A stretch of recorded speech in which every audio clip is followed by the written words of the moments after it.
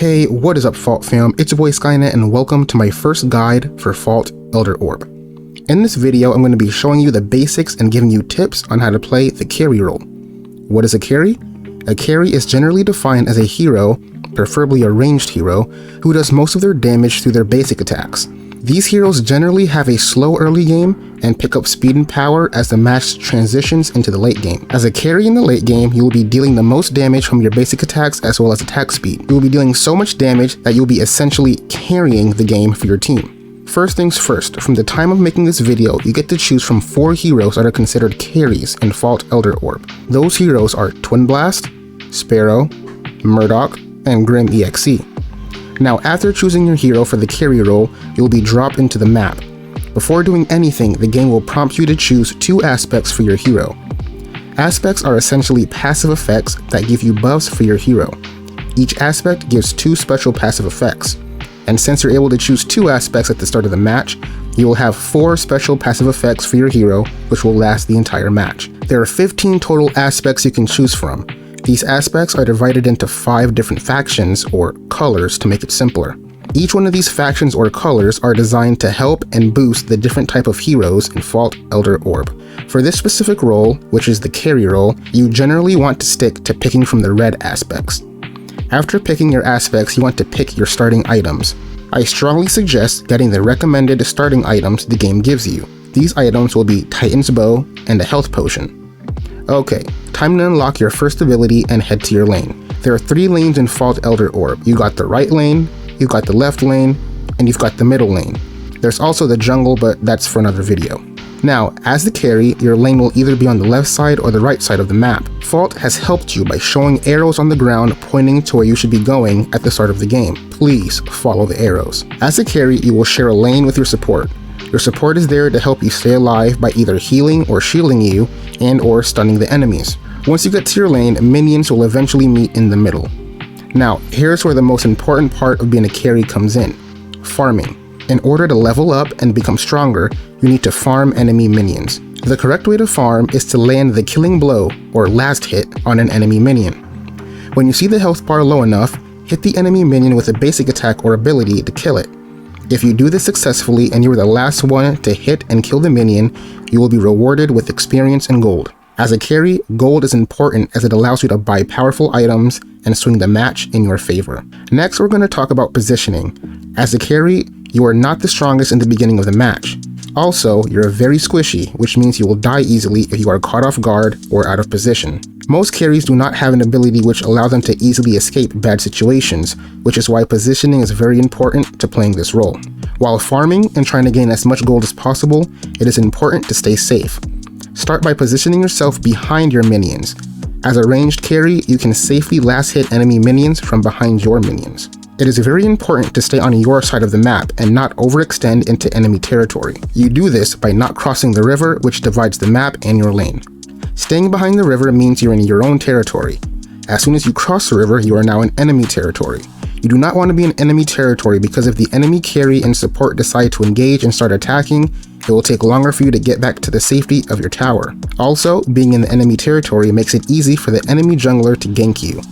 Getting ganked means getting flanked or getting caught off guard by another enemy or hero. Another major factor of being a carry is map awareness. It is important to know where the enemy is at all times. Aside from the enemy jungler, you should be able to see and account for the locations of the enemy team. Pay attention to the mid lane specifically. If you do not see the enemy mid laner on the map, it is safe to assume they're on their way to gank you. Same thing applies to the jungler. Since we cannot see or account for the enemy jungler's location, you should assume that you can get ganked at any point in time. To avoid getting ganked, you and your support want to be placing wards. Placing wards and paying attention to when the enemy pops up on that ward will give you enough time to get to safety. While in your lane is just you and your support versus the enemy carry and their support. If you get ganked by the enemy jungler or mid laner, it is now 3 versus 2 instead of 2 versus 2. You are at a huge disadvantage and most likely gonna end up dead if you are overextended into enemy territory. Another huge tip to staying safe and not overextending is to not push the lane. Pushing the lane means you are constantly hitting the enemy minions and killing them as fast as possible. Pushing the lane allows your minion wave to very quickly push towards the enemy tower, which means that in order for you to farm and get gold, you will have to overextend into enemy territory, placing yourself in a bad position. To avoid pushing your lane, you should only be landing last hit or killing blows on the enemy minions. Let your minions do most of the damage, then finish it off with a last hit. Now, let's talk about when to be aggressive. The best time to be aggressive is when your jungler goes for a gank in your lane. It's important to pay attention to your map and look for your teammates' pings. If your jungler is able to sneak into the lane without being seen, then all three of you can be aggressive and attack the enemy. A good rule of thumb is to focus the enemy carry. As I mentioned before, carries are squishy and easily killed. Plus, if you can manage to kill the enemy carry, that means you will be setting them behind from being as powerful towards the end of the match. Now, we already spoke about when not to push lanes into enemy territory. Now let's talk about when it's okay to push the lane. The best time to push the lane is when you successfully get a kill on either the enemy carry, support, or both. This gives you time to go back to base, buy items, and make it back to your lane before enemy minions enter your tower. Another good timing to push the lane is if you see the enemy carry or support recall back to their base. The most common reason for this is because they are low on health. This gives you the opportunity to either go back to your base as well to heal up, or buy items. Now, throughout the match, there will be a time when you need to take and destroy the enemy tower. When the tower is low on health, or if the enemies are dead or not in lane, this is a great opportunity for you and your support to destroy the tower. This is a MOBA after all, so at the end of the day, destroying enemy towers are what's going to win you the match. After you destroy the enemy tier 1 tower, you are now free to rotate towards other parts of the map, including mid lane. Usually, after the first tower is down, it is easier to rotate and group up with your team for major team fights such as Raptors and or Prime. Now, let's talk about team fights.